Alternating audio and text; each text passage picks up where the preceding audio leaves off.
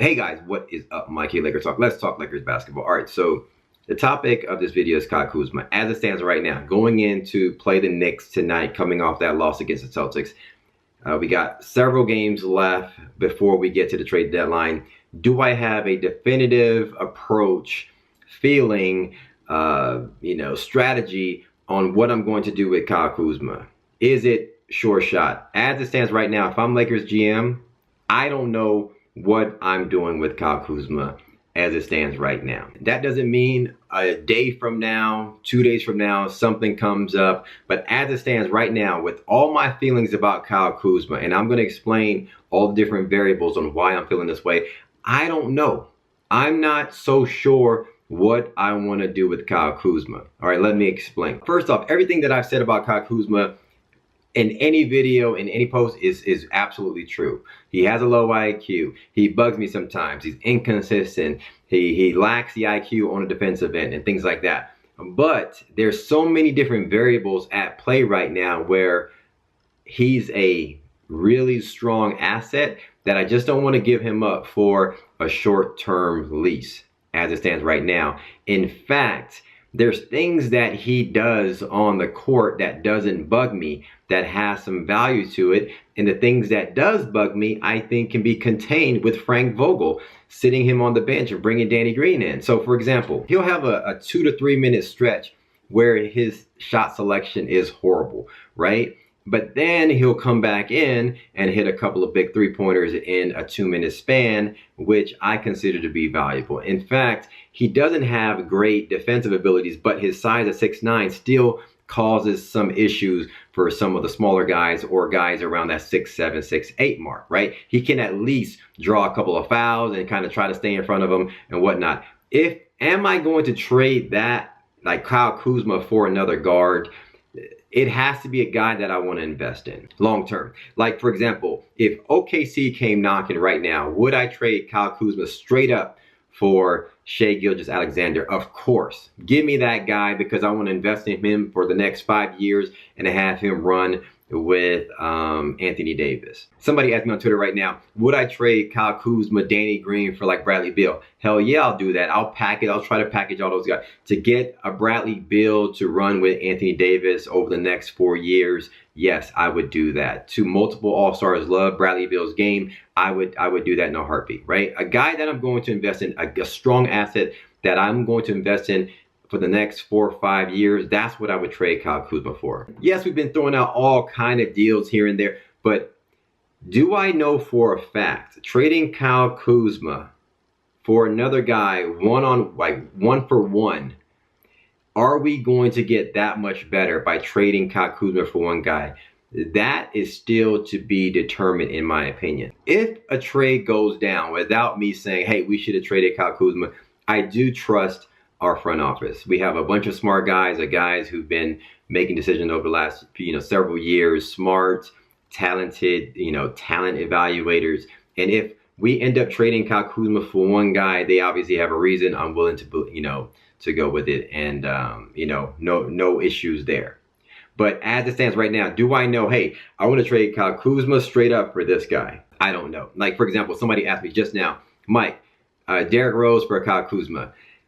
Even though I love Derrick Rose and I keep tweeting about blah, blah, blah, I keep tweeting, there's some things there. Are we trading Kyle Kuzma for Derrick Rose, and is that going to make us that much better? The question here is this. There's no question that Derrick Rose is playing more consistent right now than Kyle Kuzma. And there's no question that we could utilize a guard like that on the squad. But now we're losing a 6'9" guy, 6'8" guy, whatever, for another guard, and going up against teams like the Celtics, guys who have a bunch of 6'7", 6'8" wings, the teams like the Clippers, the teams like those type of teams that have a lot of tall, athletic guys. Where is those 6'9", 6'8" guys off the bench for us? Now, is that the right approach? I don't know. So I'm still like, it sounds nice, but no, Kyle Kuzma doesn't bug me that much where I'm willing to pull the plug, sign that deal right now. It's like, I would love to have Derrick Rose alongside Kyle Kuzma coming off the bench. Like, that would be ideal. You know, if we can package Rondo, Dudley, some other guys for, you know, for Derrick Rose, that would be cool. I would love that.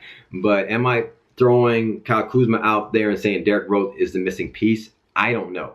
There's just too many things going on. Like, I think Kyle Kuzma, for what it's worth, all his boneheadness can be contained at his current price right now by Frank Vogel. Frank Vogel, if everybody's running on full cylinders, if Anthony Davis is healthy and he's balling out at his superstar level, 27 points per game, LeBron James, Danny Green, AB, JaVale McGee, Dwight Howard, KCP's balling out, Rondo's playing well, right? If all those guys, Caruso's balling out, if all those guys are meshing well, Kuzma can be contained. If he goes out there in a 3-minute stretch and he starts doing some dumb stuff, Frank Vogel can just pull him and put somebody else in there, put KCP in there, put Danny Green in there, and then have him sit down and watch. Like, he can still be contained through Frank Vogel. And then we can still utilize him for the valuable piece that he is. Come in, maybe hit a couple of big threes at a given time and things like that. Like,